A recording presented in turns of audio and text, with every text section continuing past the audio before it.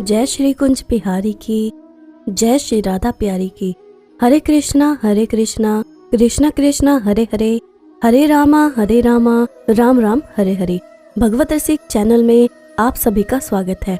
हरि के प्यारे भक्तों, आज हम जानेंगे कि भगवान विष्णु शेषनाग पर ही क्यों सोते हैं और क्या सच में पृथ्वी शेषनाग के फनों पर टिकी हुई है। मगर उससे पहले अगर आपने अभी तक इस चैनल को सब्सक्राइब नहीं किया है तो जल्दी से इस चैनल को सब्सक्राइब करें ताकि नई वीडियो अपलोड होते ही आपके पास उसकी नोटिफिकेशन आ जाए और आप सबसे पहले उस वीडियो को देख सको। तो चलिए जानते हैं कि क्या पृथ्वी सच में शेषनाग के फनों पर टिकी हुई है। हिंदू धर्म शास्त्रों में अक्सर इस बात का जिक्र आता है कि समस्त पृथ्वी शेषनाग जी के फनों पर टिकी हुई है।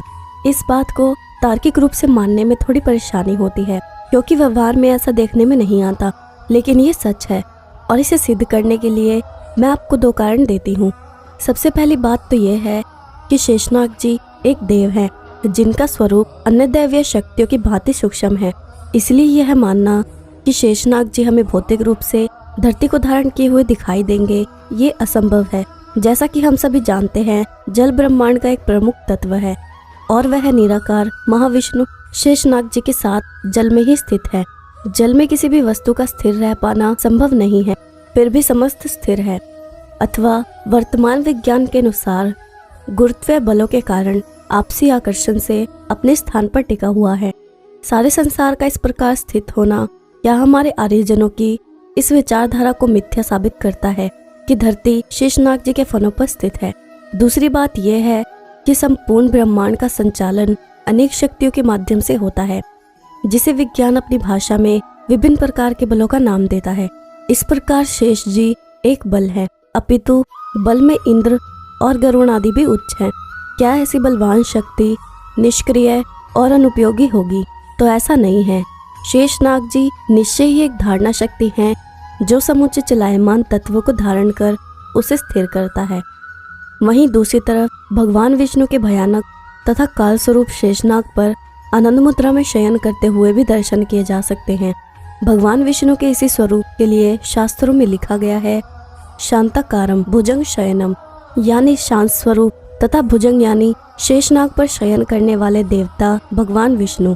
भगवान विष्णु के इस अनूठे स्वरूप पर गौर करें तो ये प्रश्न अथवा तर्क भी मन में आता है कि आखिर काल के साए में रहकर भी क्या कोई बिना किसी बेचैनी के शयन कर सकता है। हिंदू धर्म के अनुसार शेषनाग भगवान विष्णु की ऊर्जा का प्रतीक है जिस पर वे आराम करते हैं।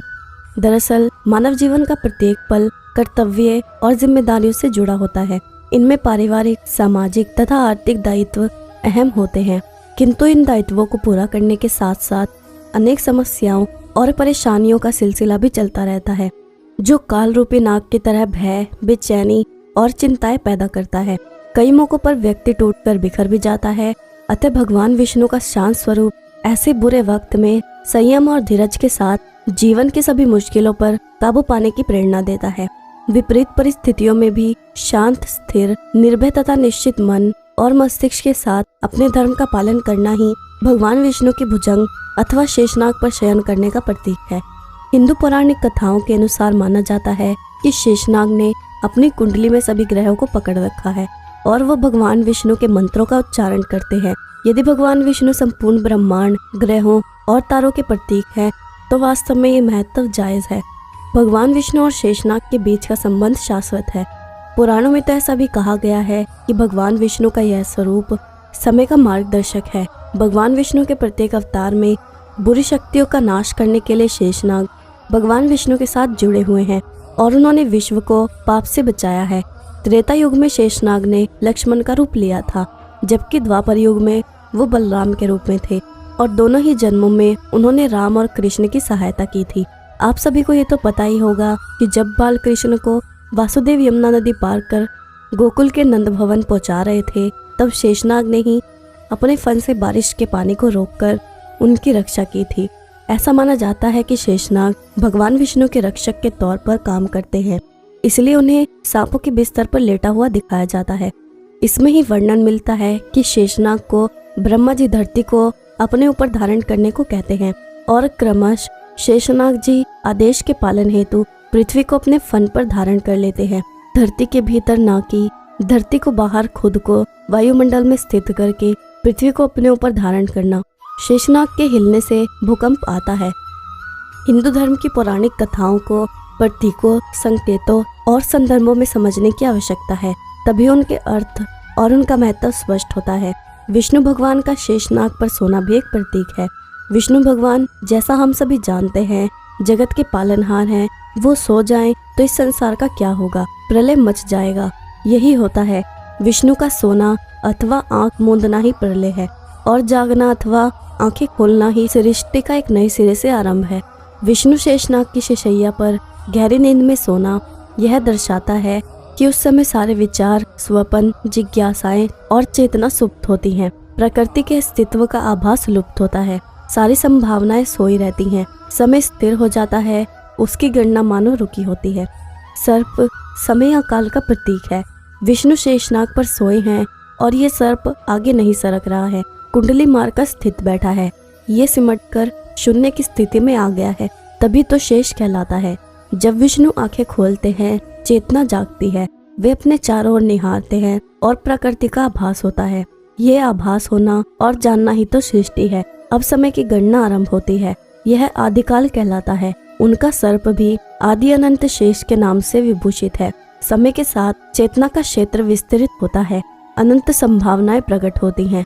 जैसे जैसे हमें आभास होता है, सृष्टि का विस्तार हो जाता है और हम नई वस्तुओं के अस्तित्व से परिचित होते हैं। हम जब गहरी नींद में होते हैं तो अपने नाम, पता, स्मृति, अस्तित्व, वातावरण सभी से अनजान होते हैं, और जब हम जागते हैं तो अपनी स्थिति और परिस्थिति का भान होने लगता है। हमारे सोने, अर्ध उन्मिलित अवस्था में जागने और पूर्ण चेतनशील होकर जागने की अवस्था ही शेष, आदि और अनंत की सूचक है। हर नर में नारायण होने की संभावना है। विष्णु उन अनंत संभावनाओं से युक्त पूर्ण पुरुष है। कभी धरती पर अनाचार, अत्याचार का बोलबाला बढ़ा तो उसने सहायता के लिए विष्णु को पुकारा। कभी वह रसातल में चली गई, कोई उसे चुरा कर ले गया। हर ऐसे अवसरों पर विष्णु ने कोई अवतार धारण किया और धरती की धर्म की रक्षा की है। उसे स्थिर, सुरक्षित और संतुलित रखने के लिए शेषनाग को उसे धारण करने दिया। समय के आधार पर ही सब टिका है। इसके पीछे का एक और बड़ा कारण ये है कि इससे उन्हें खुद की ऊर्जा को एकत्रित करने में मदद मिलती है, और इस वजह से वो अपने विचारों को सही से व्यक्त कर पाते हैं। पुराणों में तो ऐसा भी कहा गया है कि विष्णु जी का यह रूप समय का मार्गदर्शक है। इस अवतार में वह धरती पर बड़े हुए पाप का विनाश करते हैं, और इसके साथ ही शेषनाग पर लेटे रहने से ग्रहों और नक्षत्रों पर नियंत्रण कर पाने में उन्हें आसानी रहती है। अनुभूति, दर्शन और मिथिहास, किसी भी घटना के पीछे यही 3 चरण होते हैं। पुराणों में मिथिहास के पीछे एक छुपा दर्शन है जिसे हिंदुओं ने भुला दिया है, जिसकी वजह से हिंदू सिर्फ मिथिहास को ही सत्य मान लेते हैं। शेषनाग एक बहुत से मुखों वाले नाग हैं, और नागों को भारतीय दर्शन में रहस्य, मुश्किल और भय से जोड़ा जाता है। शेषनाग मुश्किलों और भय का प्रतीक है। वहीं श्रीहरि विष्णु रक्षक और संरक्षण करता है, जिनका काम बचाव करना होता है। शेषनाग के ऊपर विष्णु जी का शयन करना यही दर्शाता है कि मुश्किलें और भय ईश्वर के आगे कुछ महत्व नहीं रखती, क्योंकि वह चुपचाप ध्यान मगन होकर मुश्किलों पर ध्यान देते हैं, जिससे हल निकलते हैं। इसका दूसरा अर्थ यह भी है कि मुश्किलें उनका कुछ नहीं बिगाड़ सकते, या वो रहस्यों के स्वामी हैं। चाहे आप आधुनिक विज्ञान के दृष्टिकोण से देखें या प्राचीन ऋषि मुनियों के, एक चीज दोनों में समान है। वो है कि समस्त जगत या संपूर्ण ब्रह्मांड में प्रारंभ में एक ही चीज थी, वो थी ऊर्जा। पर वो कितनी थी और कैसी थी, ये सब कुछ हर दृष्टि से परे है। बाद में उस ऊर्जा का नगण्य अंश पदार्थ में परिवर्तित हुआ। कैसे, इसका किसी के पास उत्तर नहीं है, केवल उसकी कल्पना ही की जा सकती है। जो कुछ बताया जाता है या कहा जाता है मात्र अनुमान है, अनुभव नहीं है। इसी ऊर्जा को सभी ईश्वर, खुदा, परमात्मा या जो भी नाम दे कहा जाता है। इसका सरत हुआ जो कुछ भी है वो यही ऊर्जा या भगवान ही है।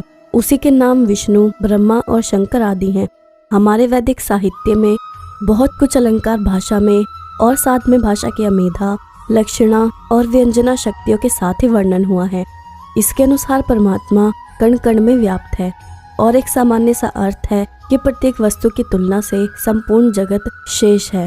तो कहने का तात्पर्य यह हुआ कि समस्त ब्रह्मांड शेष या अनंत है। यही अखिल ब्रह्मांड में परम ऊर्जा का स्रोत भी व्याप्त है।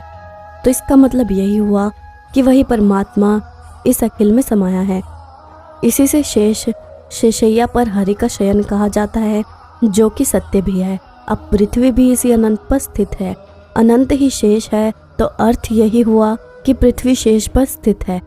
भगवान विष्णु शेषनाग पर क्यों सोए हुए हैं? क्योंकि बैल शिव जी ने ले लिया, नहीं तो वो बैल पर सोते या घोड़े पर, लेकिन शनि ने घोड़ा भी ले लिया। वैसे भी विष्णु सच्चिदानंद हैं, हमेशा आनंदित रखने और रहने वाले हैं।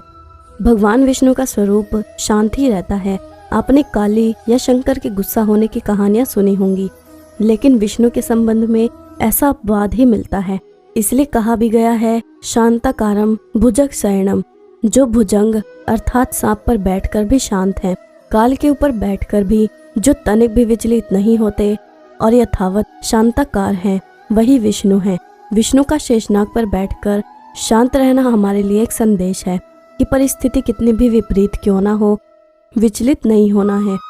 तो आज हमने जाना कि विष्णु भगवान शेषनाग पर क्यों सोते हैं और क्या पृथ्वी शेषनाग के फनों पर टिकी हुई है। अब मैं आपको कृष्ण के एक भक्त की कथा सुनाती हूँ। एक लड़की थी जो कृष्ण जी की अनन्य भक्त थी। बचपन से ही कृष्ण भगवान का भजन करती थी और उनकी भक्ति करती थी, और उनकी भक्ति करते करते ही बड़ी हो गई। भगवान की कृपा से उसका विवाह भी श्रीधाम वृंदावन के किसी अच्छे घर में हो गया। विवाह होकर पहली बार वृंदावन गई, पर नई दुल्हन होने से कहीं जा ना सकी और मायके चली गई। और वो दिन भी आया जब उसका पति उसे लेने उसके मायके में आया। अपने पति के साथ वो फिर वृंदावन पहुंच गई। पहुंचते पहुंचते उसे शाम हो गई। पति वृंदावन में यमुना के किनारे रुककर कहने लगा, देखो शाम का समय है, मैं यमुना जी में स्नान करके अभी आता हूँ। तुम इस पेड़ के नीचे बैठ जाओ और सामान की देखरेख करना, मैं थोड़े ही समय में आ जाऊंगा, यही सामने ही हूँ, कुछ लगे तो मुझे आवाज दे देना। इतना कहकर पति चला गया और वो लड़की बैठ गई। अब एक हाथ लंबा घूंघट निकाल रखा था, क्योंकि गांव है, ससुराल है, और वहीं बैठ गई। मन ही मन विचार करने लगी कि देखो ठाकुर जी की कितनी कृपा है, उन्हें मैंने बचपन से भजा और उनकी कृपा से मेरा विवाह भी श्रीधाम वृंदावन में हो गया। मैं इतने वर्षों से ठाकुर जी को मानती हूँ, परंतु अब तक उनसे कोई रिश्ता नहीं जोड़ा। फिर सोचती है, ठाकुर जी की उम्र क्या होगी, लगभग 16 वर्ष के होंगे। मेरे पति 20 वर्ष के हैं, उनसे थोड़े छोटे ही होंगे, इसलिए मेरे पति के छोटे भाई की तरह हुए और मेरे देवर की तरह। तो आज से ठाकुर जी मेरे देवर हुए। अब तो ठाकुर जी से नया संबंध जोड़कर वो बड़ी प्रसन्न हुई और मन ही मन ठाकुर जी से कहने लगी, देखो ठाकुर जी, आज से मैं तुम्हारी भाभी और तुम मेरे देवर हो गए। अब वो समय आएगा जब तुम मुझे भाभी भाभी कहकर पुकारोगे। इतना सोच ही रही थी, तभी एक 10-15 वर्ष का बालक आया और उस लड़की से बोला, भाभी भाभी। लड़की अचानक अपने भाव से बाहर आई और सोचने लगी कि वृंदावन में तो मैं नहीं हूँ, ये भाभी भाभी कहकर कौन बुला रहा है। नहीं थी इसलिए घूंघट उठाकर नहीं देखा कि गांव के किसी बड़े बूढ़े ने देख लिया तो बड़ी बदनामी होगी। अब वो बालक बार बार कहता, पर वो उत्तर नहीं देती। बालक पास आया और बोला, भाभी तनिक अपना चेहरा तो दिखाई दे। अब वह सोचने लगी, अरे ये बालक तो बड़ी जिद कर रहा है, इसलिए कस के घूंघट पकड़कर बैठ गई कि कहीं वो बालक उसका घूंघट उठाकर देखने ना लगे। लेकिन उस बालक ने जबरदस्ती घूंघट उठाकर चेहरा देखा और भाग गया। थोड़ी देर में उसका पति आ गया। उसने सारी बात अपने पति से कही। पति ने कहा, तुमने मुझे आवाज क्यों नहीं दी? लड़की बोली, वह तो इतने में भाग ही गया था। पति बोला, चिंता मत करो, वृंदावन बहुत बड़ा थोड़ी है, कभी किसी गली में खेलता मिल गया तो हड्डी पसली एक कर दूंगा, फिर कभी ऐसा नहीं कर सकेगा। तुम्हें वो जहाँ भी दिखे मुझे जरूर बताना। फिर दोनों घर गए।